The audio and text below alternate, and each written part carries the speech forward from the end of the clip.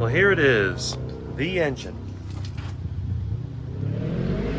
As you can see, this one was originally set up with a turbo, but the person that had it removed the turbo. Now, also notice there is no flywheel or starter ring gear, and that is a problem. I want to do a compression test, but I haven't been able to locate one. It's also missing the bolts, and I think there's a spacer that goes on there too. But hey, that's a small obstacle. It's a little different on this one because I think these engines are balanced differently. But if you'll notice, it's basically the same engine. See? I mean, look at it. Even the fuel filter is in the same place. Now, obviously, since this one had a turbo on it, it had a hose that connected to the turbo, which was back here. And then the CDR valve, which is basically a type of PCV valve for a diesel, instead of being on the back like it is on mine, I don't know if you can see it, but it's buried down there. They've made a special bracket on the valve cover. So what I'm going to do, I'm going to be using the valve covers off of my truck. As you can see, there's nothing on top of this one. It uses this old-fashioned looking air filter. And also notice that my truck, because it's a 1990, still has the V-belts, whereas this truck had a serpentine belt. Now, I was debating whether to try to put the serpentine, but this idler's a little bent, and I don't know. I mean, I could probably get some parts for it. So in the meantime, I'm going to strip all this off. I'm going to take off the fan. Now, this fan, I think, it turns. It's just sitting on the tire. It looks like the fan clutch is good. There's a lot of good parts on here. You can see it looks like it's got a little bit of water damage from sitting out, but the engine does turn, and this is going to be a great solution. Now, this also still has what remains of the glow plug harness. I mean, this one's burned off, but it's in better shape than mine, where the whole glow plug harness basically went down the drain, and it has this goofy connector in here that went bad. There's a lot of issues, but everything else seems to be the same. The intake is the same, and it just, the exhaust manifold, I'm not sure. I'm gonna have to look at that in a little more detail. I think they're the same. They look the same, which is a good thing, because I don't want to have to take off the exhaust manifolds. And they really do look the same. Unlike my engine, this one hasn't been cooked on yet, but if I have my way, it will be. And as you can see, on this side, let's see, it seems to be the same. Got a sensor over here.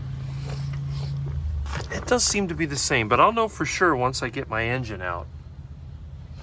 This bracket is different, but the fuel filter bracket is the same. Everything else seems to be the same type of mechanical lift pump. This one down here looks very similar. So I think when it comes to that, the exhaust being the same. Now again, my truck has modified fuel lines, as you can see, that I use for running vegetable oil. That will transfer over nicely.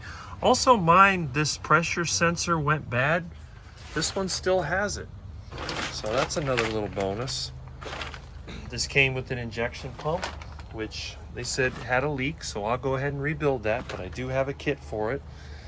I made a video before about rebuilding these. They're not hard to do. It's very easy to rebuild one of these injection pumps, at least for me. Evidently, they used some old seat belts to try to pick this thing up. Of course, when we had it, we used a chain. These engines do come with handy lift points that make them easy to remove. So that's a good thing. But yeah, it looks good. And again, I just need to find that flywheel, and then I'll go ahead and put one of my starters on it, spin it, and see how it looks. You can see the oil filter. It looks like the oil cooler is not leaking, but I'm going to go ahead and remove this. So I'm going to have to order a seal kit. It's always a good idea to take these off, because water circulates through the engine. Now, I'm going to see, this actually looks pretty good. If you look down in here, when I got my truck, this was pretty rusty. This one is actually pretty clean. And they said this came out of a tow truck, and it was running good. So this really looks like a winner. Now I have to look up specifics. I don't think it's too complicated to run this as a non-turbo. You do have to mess with the timing a little bit, but that's no big deal. I'm super happy about that. So it looks like it won't be long. And again, any parts that I don't use on the swap, I'm going to keep in my reserve, because you never know. Maybe in the future I might locate a turbo. I might want to try that. I don't know. But for now, this is going to work good for me. The only bad thing about the turbo is you won't be able to have that old-fashioned air filter, and you'll have to have the air filter up front. But I'm really happy about this. And again, my friend was nice enough, between him and his brother, they bought the engine for me. And again, I appreciate that. I don't beg people for money or anything, but when my friends are willing to help out, that's fantastic. Now, as for my van, I had to do a couple of little things on the van. I've been driving the van around. It's been running okay, but I got electrical problems. My turn signals work when they feel like it, and now even the emergency flasher doesn't work. So I'm thinking either the flasher's gone or there's some kind of circuit problem. Now, I did increase my entertainment. When I went, I had to go to Walmart to try to get a couple of supplies when I was working, and they had these things marked down to $4 a piece. So I bought the two that they had. These are the cassette adapters. You can plug in the cassette. I also use one of those wireless FM things that you can put into the lighter plug. But this is kind of nice because it has a better sound quality. You put it in a cassette deck, and that's it. And then you plug it in. Now, you have to have a device that has a headphone jack. And I use old cell phones that people give me. They work as MP3 players, which is pretty good. And the other thing I had is that the power outlet was not working, and that was because of a fuse. When I went to try to get some fuses from Walmart, they were way too expensive. Even Harbor Freight, which usually has the cheaper ones, was out of them. But thankfully, when I went into my reserve of parts, I found that I had a box of fuses, and I did have them in here, but I put them away. Now, I've been working. I have a bunch of junk I have to go through in the van. Next week, I'm going to try to make a trip, which is going to be probably 25 to 30 miles each way, to pick up vegetable oil from a carnival.